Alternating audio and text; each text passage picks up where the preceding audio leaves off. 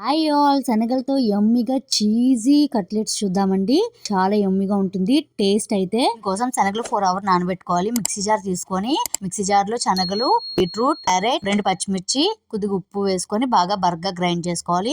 ఇది ఒక బౌల్ లోకి తీసేసుకొని ఇందులో స్మాష్ చేసిన పొటాటో, అల్లం వెల్లుల్లి పేస్ట్, క్యాబేజ్, క్యాప్సికమ్, ఆనియన్, కొత్తిమీర, టీ స్పూన్ చొప్పున కారం, గరం మసాలా, ధనియాల పొడి, జీలకర్ర పొడి, కొద్దిగా సాల్ట్ వేసుకొని బాగా కలుపుకొని డెవలప్ చేసుకోవాలి. కప్పులో మైదా పిండి వాటర్ తీసుకొని ఈ కన్సిస్టెన్సీలో తీసుకోవాలి.